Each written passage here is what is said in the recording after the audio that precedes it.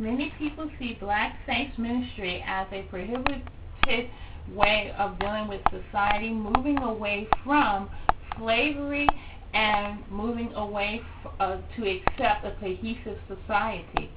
Blackface was not a prohibited movement, however, it's a facilitator. Blackface is an imitation of black slaves and ex-slaves by white people on stage.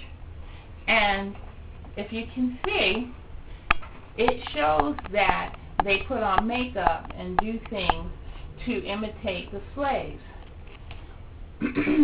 It all started with a small group of white entertainers, whom of which put on black faces in a play in the late 1800s when Blackface Minstrelsy was invented. Most didn't participate in the theater. They participated in musical form of entertainment.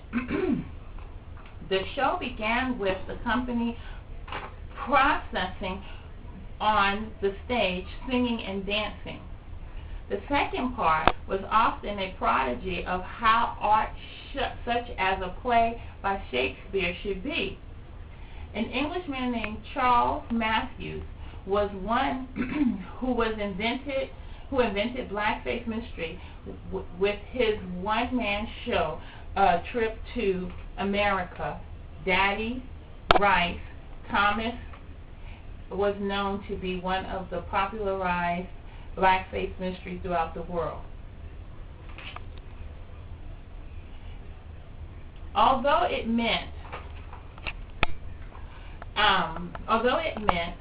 to only be entertainment for a degradation of black slaves and black people, many white upper-class men and women came to the show because it represented white supremacy. Nowadays, many people believe Blackface Minstrelsy to be racist, and any person that imitates blacks in any form, shape, or fashion will be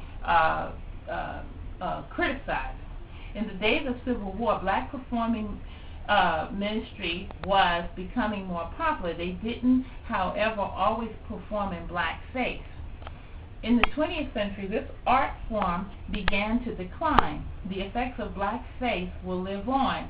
However, blackface was a gift, not a disaster. Just to explain that the makeup that was being worn was conceived by some to be a joke or to reinforce slavery, but it was taken personally by some people, and many got offended. But this is the way whites saw blacks on stage, and they covered their face, and it made a mockery of them. And people found it, more of the white people found it funny.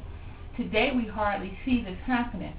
I believe the blackface was a prevalent of its time, and as does every movement, died down after a few decades.